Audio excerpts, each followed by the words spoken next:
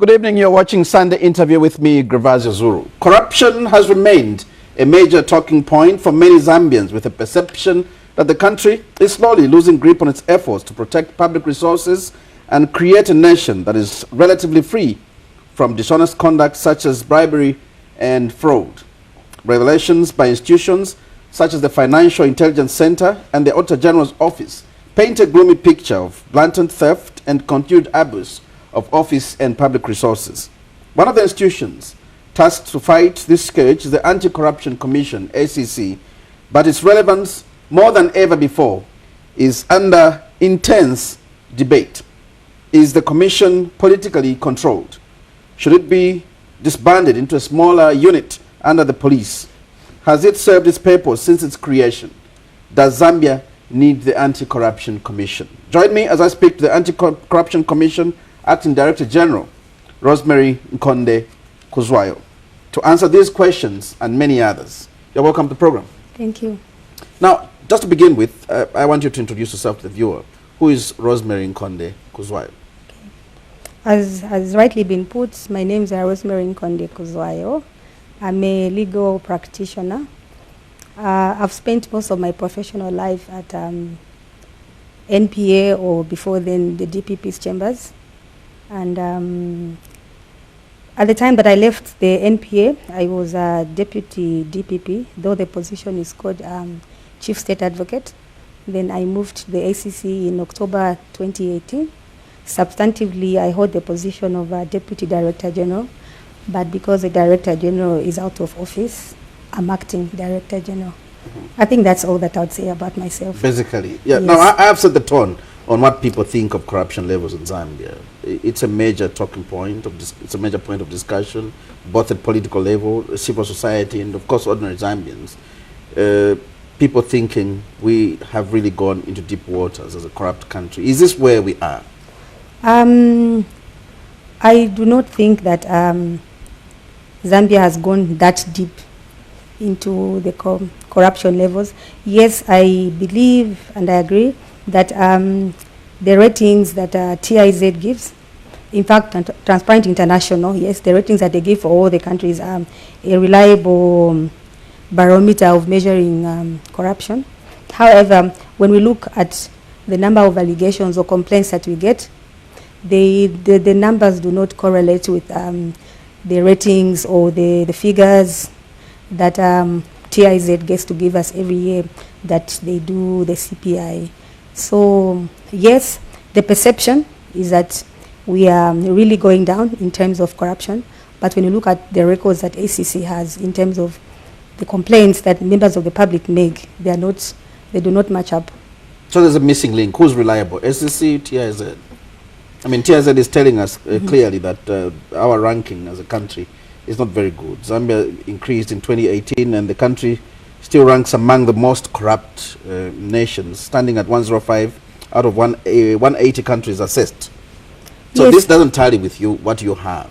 So now Zambians will have problems believing, choosing what to believe. Should they believe the Anti-Corruption Commission? Should we believe the TIZ that we are really doing that bad? Like I said earlier, TIZ's, let me just say, Transparency International ratings relied upon. In fact, those ratings inform institutions and corruption institutions on how to bring about interventions. But we still insist as ACC that those are perceptions and not real-time evidence. So if I want to work on perceptions, I would say yes, the perceptions that TIZ or Transparency International comes up is what's going on. But when I want to insist on the records, on the number of investigations, the number of allegations that us as ACC receive, I think I would insist on our assessment. So why don't you, probably for lack of a better word, rubbish this perception and redeem the country's name? Probably say, well, our records show we are not that bad. Yeah. I don't think that ACC has a mandate to rubbish what Transparency International comes up with, because they work within their mandate. I think for them, getting perceptions from financial institutions, from business entities on how they receive services or what they're made to go through when they're receiving service. I think that is their mandate. So from my understanding, Transparency International gets its data from a number of institutions like the World Bank that conduct surveys on their business entities that receive services from government institutions. And it's those business entities that inform them on how corrupt a nation is in its provision of services.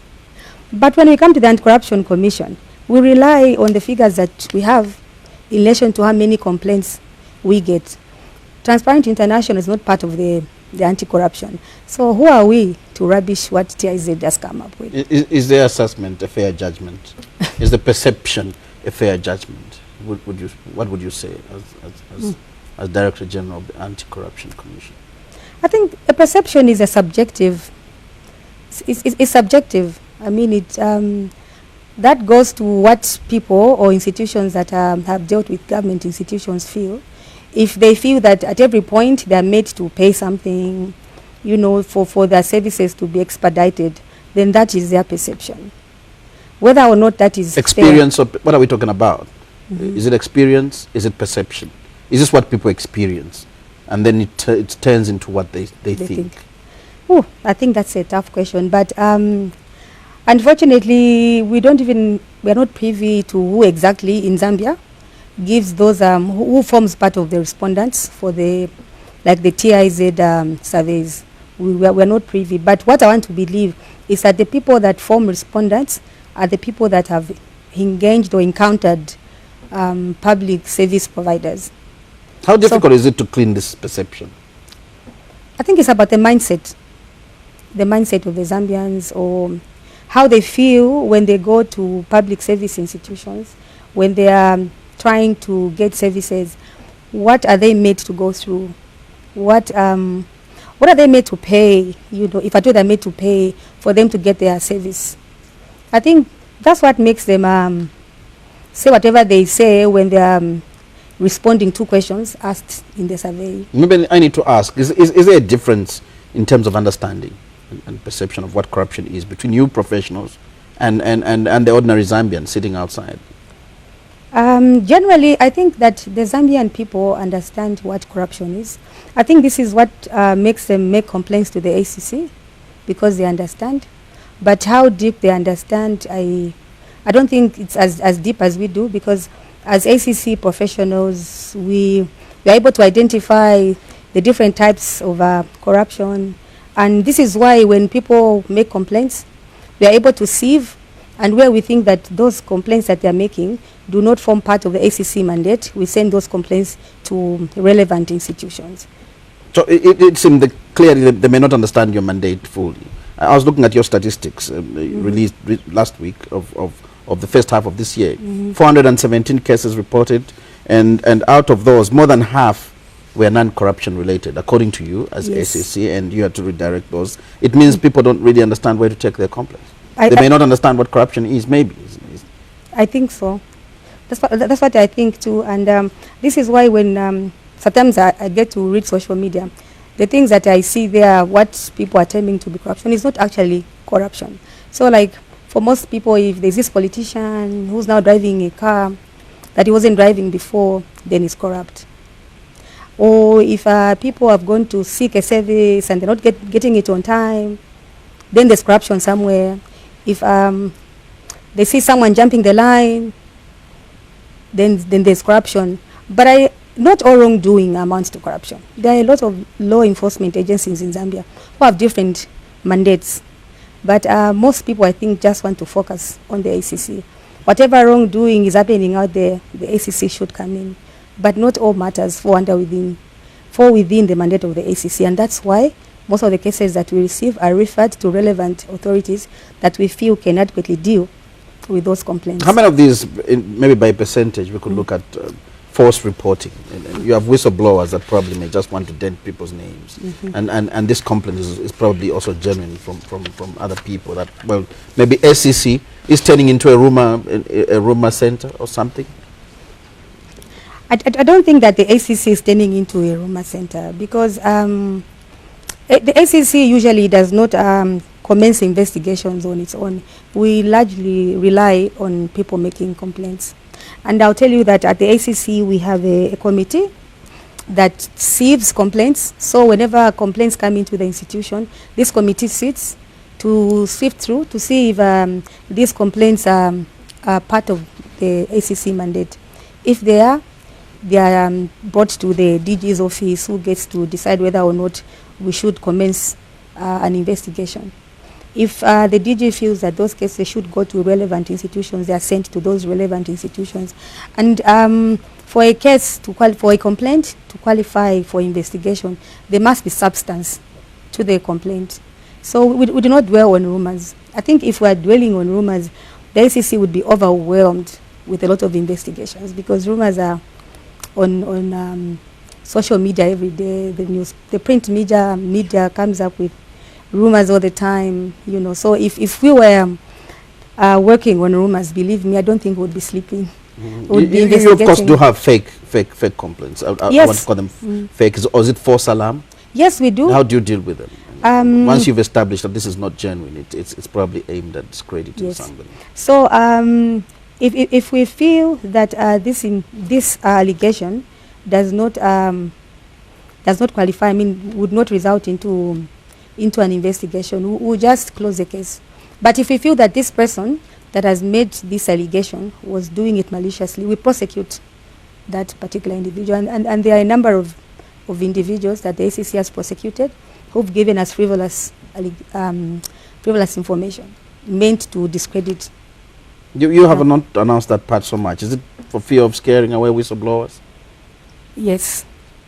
Though I'll tell you that whenever we arrest someone, or whenever we've concluded the case, we do press releases. The nation is informed.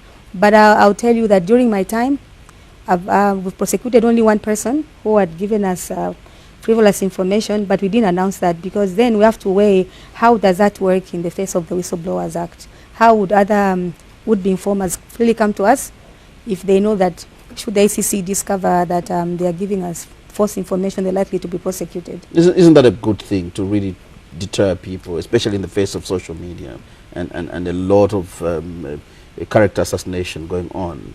Isn't that a right way to take? You mean to announce to the nation? To announce that this person deliberately misled ACC and we are now prosecuting? Maybe that's one thing we need to sit back and look at. Though, if now that you're asking me here personally, I think that we'd have to weigh the evils of announcing, you know, and scaring would-be informers and deterring would-be offenders. So I think it's tricky. Which one is a graver evil? I think something that the Commission needs to sit and reflect on. How much pressure do you have from politicians? Personally, I don't think that we have any political pressure. I think if we did have pressure... Not that I expect you to accept that you've got political pressure. But facts are there to see. If we had political pressure, how did we manage to prosecute a sitting minister? How do we manage to prosecute high-ranking government officials? If we were, I don't think we would. Yes. So I know that sometimes the politicians have come with cadres at your offices. Does that intimidate you? In my time, that hasn't happened. What we've done in my time, whenever we need to interview a high-ranking official, we actually inform that official that they should not come with cadres. And we also ensure that we get police protection, meaning that there will be a lot of police officers roaming about, and therefore cadres would not have a way of getting into the Commission office. I asked you about the pressure you have from politicians, but I can turn it around and ask you, there seems to be a perception that politicians are the most corrupt. Are you targeting politicians for purposes of grandstanding and showing that you're really working? I don't think that we are targeting politicians. I think from the records that were given, that you referred to, we received 417 reports, out of which, like you said, 248 were not corrupt related, and that we are currently dealing with 58 reports. Surely from those 58 reports, how many are politicians? I don't think there's even a politician amongst those 58 that we're investigating. ACC gives, we give press releases every time that someone is arrested or someone is convicted. And for the last 6 months, apart from the recent minister that we were prosecuting, I don't think we announced that we were prosecuting or investigating any, you know, high-ranking official or a politician from the 58 cases that we are doing this year. I mean, that we've been doing from January to now. I think facts are there. Facts are there. I mean, any Zambian who follows the news, in the 58 cases, I mean, from January to now, have we heard of any other high-ranking official that we're investigating or prosecuting? Is that out of fear, out of the fact that the officials are less corrupt? No. Your earlier question is why are we targeting? Are you targeting politicians? But my question is that from the 58 that we've been investigating or prosecuting this year, there's only one. Everybody else is an ordinary person. It's just that I think in Zambia we like how can I say it?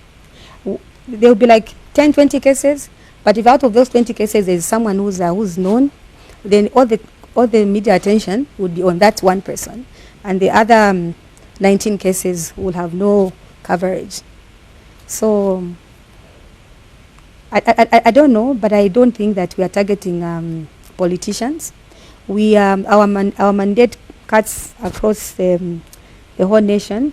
We arrest mayors, we prosecute mayors, we prosecute people that work for the council, teachers, PSS, and number, even just ordinary Zambians. So I don't think it's true to say that ACC is targeting politicians. It's everybody. That would be a cry from politicians, but probably there's another concern and cry from the general public and maybe even the opposition. I know you wouldn't want to dwell into politics, that you're failing to prosecute high-profile cases. Okay. I don't want to agree that as ACC we are failing.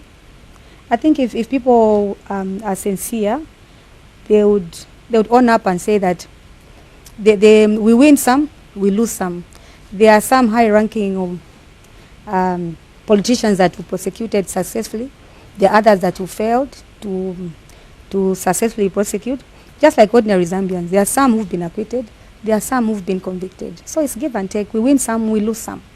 And then I'll tell you, Gervasio, when prosecutors are presenting evidence before court, the rules of evidence are the same for high-profile cases, for ordinary cases. And then we should also note that there could be deliberate mishandling of investigation. I don't want to believe so. I believe that the ACC investigators and prosecutors are upright people. They are hardworking people. They are trained, and I don't think that any prosecutor would want to go to court knowing that they are going to fail a prosecution. I don't think they go to court with that in mind. The aim all the time is to have a successful prosecution, to have someone convicted. It's probably a question we should ask. Who watches the watchdog? Who's watching watching your prosecutors? Who watches the SEC? They could be corrupt for all we know. The office of the DPP is an oversight institution.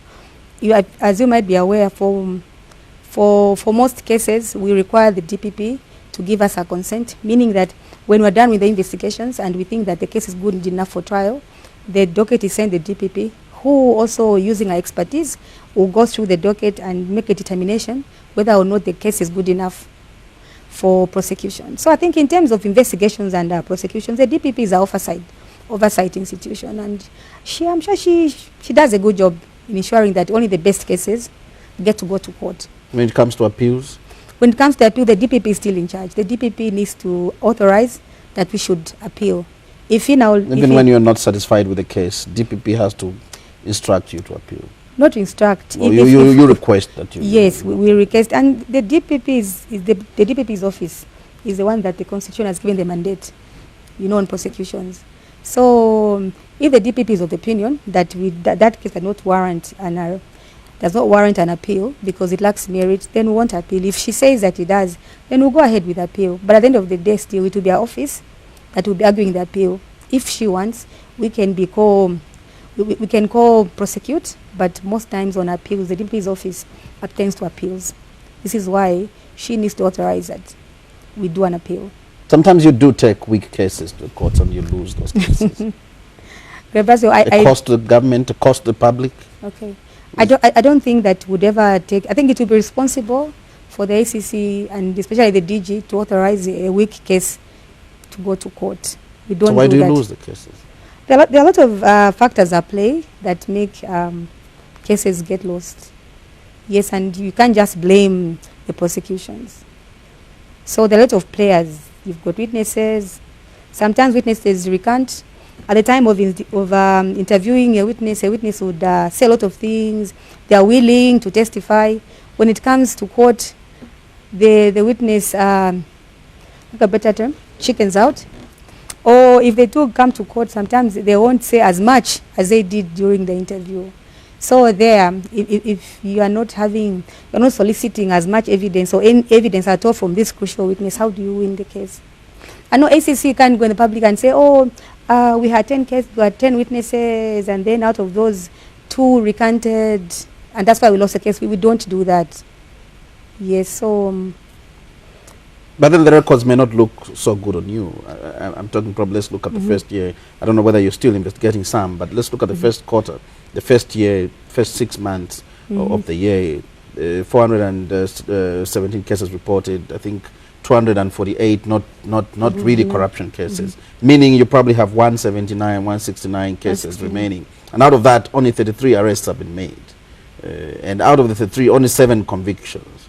Isn't that too low a number? Meaning, shouldn't you be aiming at half of the cases arrested, half of the cases convicted? Those records they are referring to do not mean that the other cases have resulted in acquittals. Some of them are still under investigations. You know, most of the corruption cases are white-collar crimes, and those are difficult to investigate, and most times they take long to investigate. So a corruption case is not as easy as a theft case, a murder case, where someone is found hacking, you know, the wife. The evidence is just there, you get it, you are in court. But for corruption, you need to deal with forensics, you need to, maybe if it's a transnational offense, you need to involve other jurisdictions. Yes, so it's not as easy, and we don't take the same period of time that ordinary theft offenses take to investigate. Do you have the capacity? In terms of? Investigations, investigating officers, and prosecutors. Is the capacity adequate at SCC? Adequate. I think we have sufficient capacity, yes. Our officers are trained to do both investigations and prosecutions. But I'll also hasten to add that we have a high turnover of investigators leaving the institutions for greener pastures. But still, even the ones that we have remained with are able to investigate. But for prosecutions, I'll tell you that there we don't lack capacity. Most of the people in prosecutions are not in the habit of living. And then we still have the DPP as an oversight institution. So for most cases, it's a high profile one, we co-prosecute with the DPP. So I don't think that we lack capacity. I know that the Republican president is on record as complaining that sometimes you have caused him to fire or suspend people and have been accused of corruption, but you have failed to prosecute. Okay. What is your explanation for this? Okay. Wow. I'll start by answering you. I'll start by saying that a person is presumed innocent. You know, I mean, that's what our Republican Constitution tells us. So even where ACC accuses someone of having violated the law, they're still innocent until the courts determine that they are guilty. Also, the ACC Act demands that someone who's being investigated needs to be suspended. Yes, though the ACC Act talks about a public officer. And if you've had a look at the Republican Constitution of 2016, I think you know that there is a problem in terms of who a public officer is. So I think for people that the president would need to fire or would need to get suspended when ACC is investigating that class of people that the president personally needs to deal with, I think there's a problem in whether or not that section of the ACC Act, also extends to that class of people. But I think for the other classes of people that the president need not deal with, the definition of public office, I think there's no problem there. So, I think... Well, I mean, you're talking about appointments and disappointments, and this is a high organ of government. And when you are taking the case to the president and saying, we really think this person must be suspended, shouldn't it be a very watertight case? Let me add very to watertight. Shouldn't it be a watertight case? Whether the case is watertight or not, that suspect still reserves the right to be presumed innocent until he's found guilty. But also that section of the ACC Act still applies, I think. So it's up to the appointing authority, I think, on how to weigh or to decide how to deal with that suspect. I think I don't want really to dwell so much on the people that the president has to deal with, has to personally deal with in terms of that section of the ACC Act. I mean, that's the president. Give us a trend of the corruption trend according to where you're sitting and what you're seeing as the Anti-Corruption Commission. The trends in... The trend is in which ones are the most prominent cases now, prevalent cases now in terms of corruption? Is it abuse of office? Is it theft, petty bribery? Is it who is involved? Is it the politicians? Is it the civil servants? Is it the ordinary person? Is it the private sector? Okay, to start with, I think I want to say that corruption is a two-lane offense. There's someone who gives, someone who gets. So I think in terms of who trends, it's both the politicians, the civil servants, members of society, because they're the ones who end up giving. And then the people that are giving out the service are the ones who receive. When it comes to trends, I think we're having a lot of cases in relation to possession, illegal possession of property, or people having properties that they can't explain, how it was acquired. We are also having a lot of cases in insider trading, in procurement matters, and also I think overpricing. Yes, I think for petty briberies, I think it's not as bad as it was before. I think our education, our sensitization programs are working.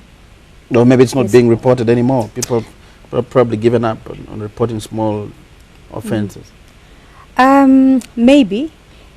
Yes, I think as ACC we've noted that people are not reporting as much as they were before. So is that a sign of, is that a good sign or a bad sign? It's a bad sign.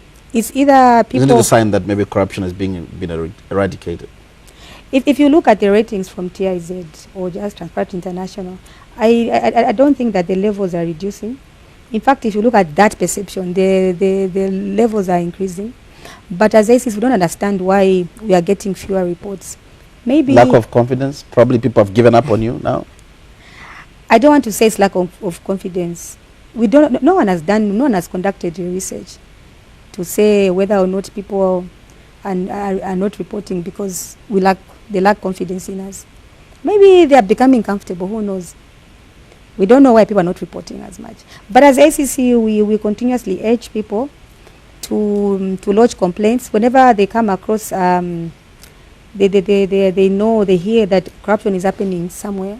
They should feel free to come to offices, write, or engage us on our platform, our ITC platform, and report those cases of corruption. You did mention, and I want to agree with you, there seems to be a growing trend of theft by civil servants and other public officers who clearly everyone can see are living beyond their means. How are you dealing with this? How we are dealing with this? I think this is very visible to the people. Probably this is the perception that everyone is talking about. For this kind of offense or trend, we rely on reports. Once again, reports. You do not initiate?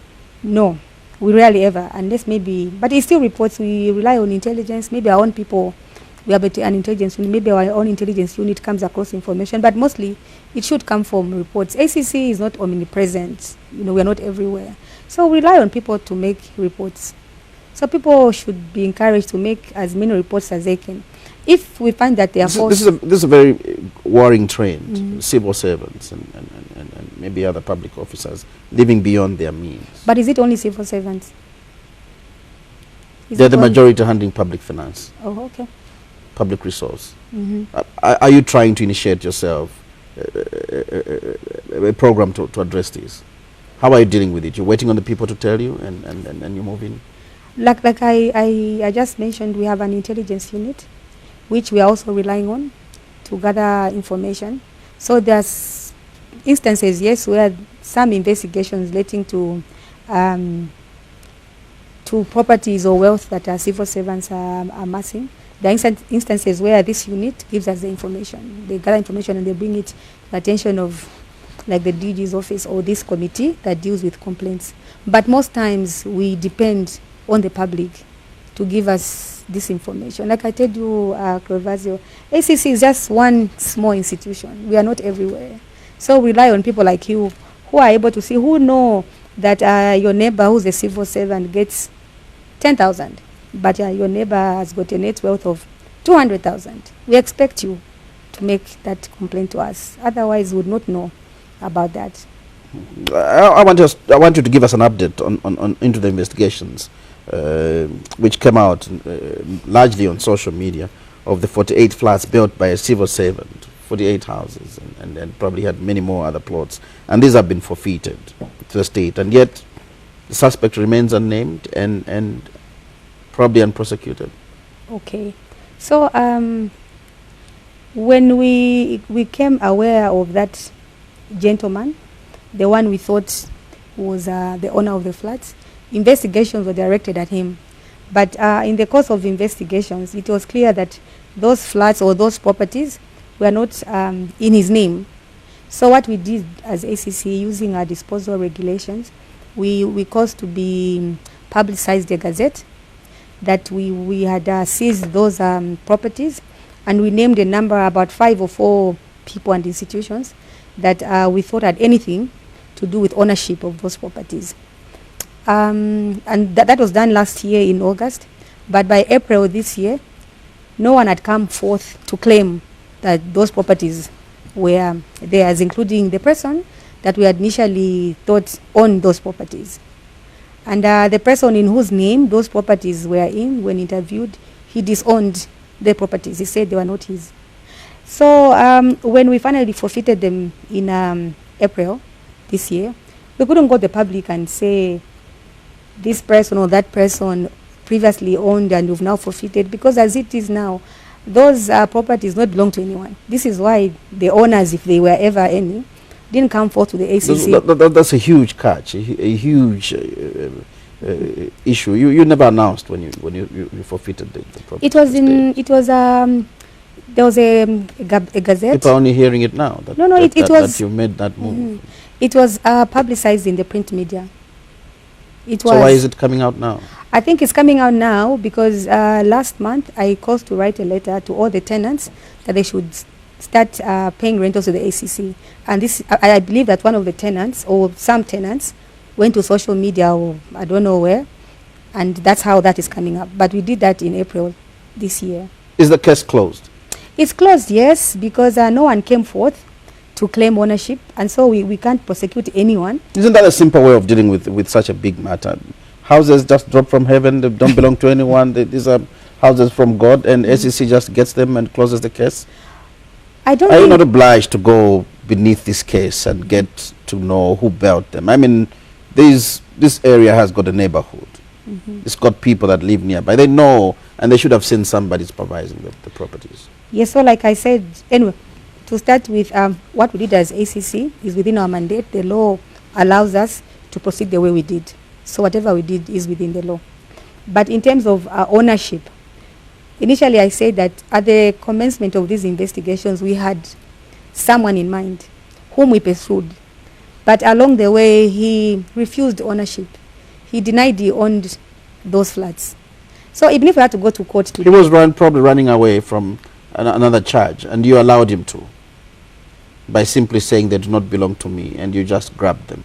So, not to give you so much information, but there is no document that is in his name. the documents are in the name of somebody else. There's no owner of the land? That's what I'm saying, that the somebody must hold title to the land where the 48 flats are built, and somebody must have seen somebody supervising the construction. Yes, but when we interviewed everybody, especially the person in whose name the properties are in, he denied ownership. And I don't want to mention his name, but if he's watching, he knows himself. He called him for interviews. The records are there. If someone can legally look at, someone is allowed legally to read our docket, they'll be able to see that we did everything by the book. I'm trying to think. This probably was a simplistic way of closing. I don't know if I'm being fair to you, but simplistic way of closing a case, meaning any Zambian can still build mansions, and when time comes, just disown the property. And he loses. And well, it doesn't matter. I've made a lot of money and probably invested in other areas. Okay. If you say it like that, yes. But for me, who's a lawyer, I'm asking myself, who's a prosecutor? If we took him to court, I mean, nothing in his name, he refuses ownership, how would we prove that those things were ever his? Couldn't you investigate more? We did. You could have done more. Who holds the title to the land? The person. Couldn't you have started from there? Okay. So like I've told you, the person in whose name the properties are in denied ever owning them. He denied ever knowing where they are. What he explained is that someone asked for his NRC copy. He gave them. And the next thing he knows is that ACC is on his case because some properties in Lusaka are in his name. Well, at the expense of probably staying on this matter, maybe I'll ask you the last question. Can somebody really just a ghost ask for an NRC number and put the properties in your name and you don't really bother to check where it's going? No relation between the two? You know, I don't really want to go into the depth of the evidence. But are you still investigating the matter?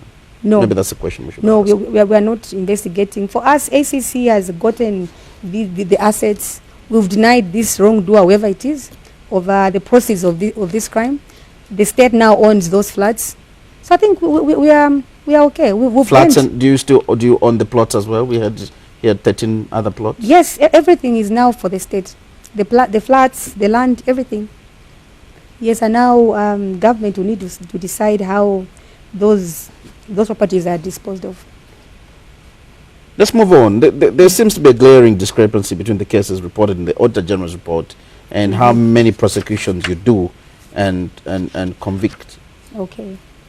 So the Auditor General and ourselves have an MOU.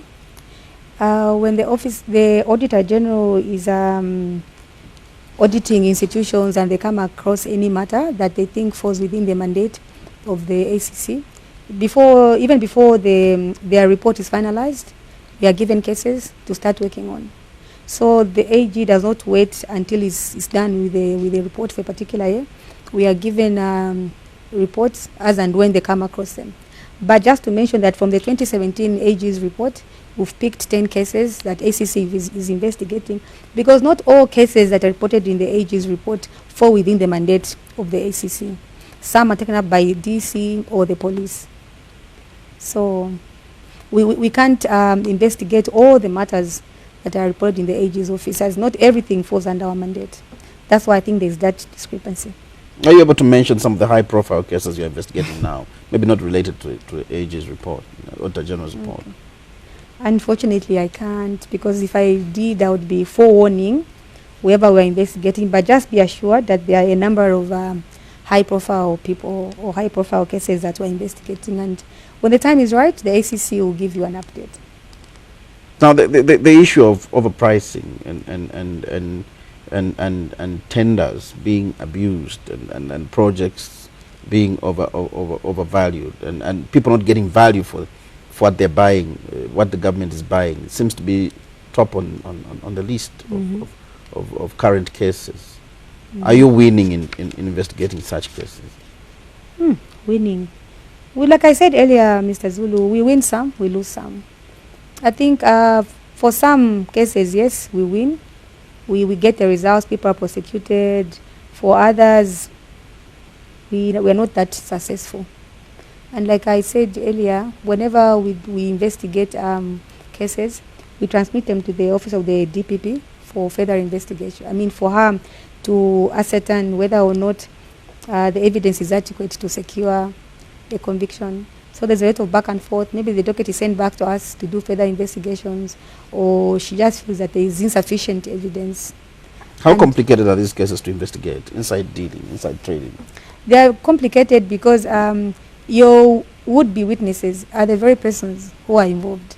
So this person might be the one who sent out information, or the one who received some gratification. So for you to make him talk, it's as good as him incriminating himself. It's very difficult to investigate such matters, because the people that are part of the procurement process are the very people who could have been involved in the wrongdoing. So it's difficult, very. Zambians had asked you to investigate the procurement of the fire tenders. Was that done? I've been told it was done. Like I told you, Grevazia, before, I moved the ACC in October last year. At that time, I found that that matter had already been investigated and closed. I haven't had occasion to look at the matter, so I'm not privy to the reasons or to what actually happened, but I know that ACC investigated the case and it was closed. Conclusively? I'm not able to say conclusively or not, but it was dealt with. And I want to believe that at that time, the DG must have given, I think maybe a statement was given, but all I know is that the case was dealt with and it was closed. I'm not able to give further details. Let's look at the Financial Intelligence Center report. There's a bulk of information and somewhat evidence provided to you by the center. How much of these cases are you following up? So and which ones are top on your prosecution list? Okay. So the FIC and ourselves closely collaborate. The FIC, in the course of conducting its mandate, gives us cases, even before, like the AG, even before they give that annual report. So they give us cases that they feel border on corruption for us to investigate, just as they do with the police and with DEC. So currently, we are, in 2017, the ACC received 2 reports from the FIC, out of which we raised 5 from those 2 reports that we are given. And of those 5, we have concluded 2 cases and 3 are still being investigated. That's a small number considering the bulkness of the report. Yes, because the FIC's client isn't only the ACC. There's also DEC and the police. There's also ZR, I think, and maybe Bank of Zambia as well. So these regulatory institutions, apart from DEC and ACC, also get reports, and they have a mandate to deal with the people or institutions that they regulate that have been found to have cases in the FIC. So if the FIC have found that people in the financial world or institutions in the financial world are not adhering to the condition that they should operate within, FIC will write to Bank of Zambia or the regulatory institution under the financial services, and then the institutions responsible will pick up the cases that they feel fall under them and deal with the offenders. Just like us, for ACC, we pick the cases that fall under our mandate and investigate those cases. So we don't get everything, because not everything is within our mandate. I want you to justify your existence. We've got the FIC, we've got yourselves as SEC. Probably people have been suggesting maybe SEC not very visible in the fight in the corruption fight, and why don't we just take you under the police service and place you under the police service as a department? I think that's where we were before. Now we've advanced. Maybe we've realized you're not working. We should take you back there. Okay. Zambia signed a number of conventions that relate to the fight of corruption, one of them being the UNCAC.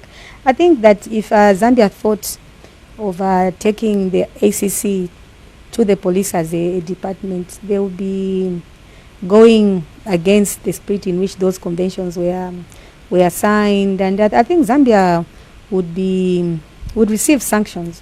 But still, the ACC is a specialized institution that only deals with corruption cases. If ACC was taken to be a department under the police, then it means that it will become a general unit, or it will not even be a unit, to just become a general list, you know. But I think for corruption, you need to have it as a specialized institution. Going back to become a department under the police would be, for me, going back 100 years backwards. That's not progress. I don't think that Zambia in 2019 would need to make such a decision. Look at it from the other way. I wanted you to justify what have you achieved? In short, we would have a non-functional specialized unit, and who would care about it? But then you're specialized. Have you achieved anything? I think we have. Going back probably 2018, 2017, 2019 even. What have you achieved? I think even before that. I think as ACC we've achieved a lot. Firstly, I want to talk about the ICs, integrity committees. We've established about 60 integrity committees throughout the public and private institutions. And because of those ICs, integrity committees, I think ethical standards in those institutions have at a better place than they were before. And because of those ICs, we have come up with codes of conduct within institutions. We've also come up with a number of policies, like the gifts policy. You know, how do institutions deal with gifts? And also because of our work as ACC, I think we've reduced in a number of institutions the contact between a human and cash, or the civil servant and the human being that is seeking a service. If you look at the passport office now, people do not get to pay at the passport office. They get to pay at the bank, and because of that, even the incidences of corruption have reduced. And yes, I think high-profile convictions, money given back to government, like the 48 flats. Yes, what else? Yes, yeah. As ACC, we are really forfeiting assets, you know, and cash, getting it back to government. I think, let me look for those statistics. I've got statistics somewhere. Yes, I remember that just last year in 2018, we forfeited an amount of 21.5 million altogether. In terms of cash and real estate, 21 million, that's a lot. And then if you look at the last 4 years, altogether, we've gotten about 78 million that is been given back to the state. I think that's a lot that the government has, that ACC has done, you know, and we've managed to get this ill-gotten wealth and giving it back to government. So where give it back to the people where it belongs. Yes, yes. So where people have abused their office and or have plundered government resources and built houses or put the money in their accounts, ACC has gotten back those funds and given back to government, and government is utilizing it on the public. Do you think the integrity committees are working? I think that the cases don't seem to go down. So where they are do working. they exist? They are working. Like personally, I've had occasion to look at the records from ZRA, from ZESCO. I think those two institutions are really doing well in their with the IT program. The police as a whole is doing also well. I think the only problem that we have with the police is the traffic section. Though I ask myself, who corrupts the traffic officers? What makes the traffic officers corrupt? If society, if the members of the public are not encouraging or are not throwing money on the casote, don't you think that the corruption levels at traffic section will end? So I think even us as members of staff, as members of society, we have a huge role to play in reducing corruption. Then one of the areas that I think we've worked as ACC is in sensitizing people. We have 2 units. One is a corruption prevention. Another one is education. That has done a lot of sensitization programs and reaching out to members of the public and teaching them about the ills. We also have the ills of corruption. We also have a number of anti-corruption clubs at primary and secondary schools. And also at tertiary level, we get to have debates. You know, like last year we had one running live on Movie TV where a number of secondary schools we are competing for a trophy in and corruption discussions, and for the tertiary institutions, we had a number of debates where colleges and universities were competing also. So I think as ACC, we are really sending our message out there on the evils of corruption. But how well that message is being received, I think we'll wait to see in the instances of You mentioned the traffic police, and I wanted to ask you, Bribe Payers Index clearly identifies the most affected institutions and departments. Why is it so difficult for you to move in and clean up those areas? Okay, I think it's difficult. Put in measures that can really help sort out the problems. First of all, like I said, ACC is not present in everywhere. We are not present at in these traffic offices or during roadblocks. But it's difficult, I think, for us to really reduce the levels of corruption with the traffic section, because us, the members of the public, are the ones that are contributing. If an officer tells you, pay 2 pin, I'll let you go, and you refuse to pay, there'll be no corruption. But every time a police officer says pay and you are paying. But yet again, who initiates this conversation with traffic officers about bribes and all? Is it the traffic officers all the time? Is it us? You know, so if motorists, I think, reduced in succumbing to inducement by the police, or if motorists themselves do not initiate these conversations, I think would have a reduction in traffic. And I'll tell you what, Grevazio, since my time at ACC, I've never received a complaint touching on traffic offences. For me, it means that no one is reporting. Because the partners are, everybody's happy. No one is reporting that this traffic officer from whatever police station or roadblock induced me or asked me to pay. Why aren't they reporting? Meaning that everybody is happy. So if we are the ones who are contributing as motorists to the corruption, how then do we, when we are asked by TIZ, do we say that that's the most corrupt, when we are the ones who are actually giving, offering? Now, yes. Finally, as we go, are we on track in the fight against corruption? I think, having justified your existence, are we on track? I think we are. As ACC, we have a number of legislation that is helping us work on our mandates. You know, we have the Proceeds of Crime Act, we have the Whistleblowers Act, we have a number, to mention a few, we have a number of institutions that we collaborate with, like FIC, the Auditor General's office, DEC. Is there enough political will?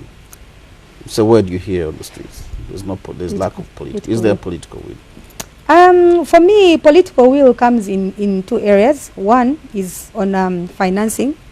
Secondly, on whether or not government is the politicians are interfering. So, firstly, on financing, ACC, like any government institution, gets funding. Whether the funding is adequate is another issue, but we get monthly funding, meaning that if the politicians did not want us to function, they would not give us funding, but we get funding to enable us operate, you know. Then secondly, when it comes to political will, since my time at ACC, no one has ever called to tell me, can you stop investigating that case? I think that case we're investigating that was recently in court is proof that there's no political interference. You're assuming everybody knows the case you were investigating. I'll leave it at that. Mrs. Khuzwayo, thank you for coming to the program. Thank you so much. You've been watching Sunday Interview, and our guest this evening was the Director General for the Anti-Corruption Commission, Ms. Rosemary Nkonde Khuzwayo. We'll be back next week at the same time. Pleasant viewing.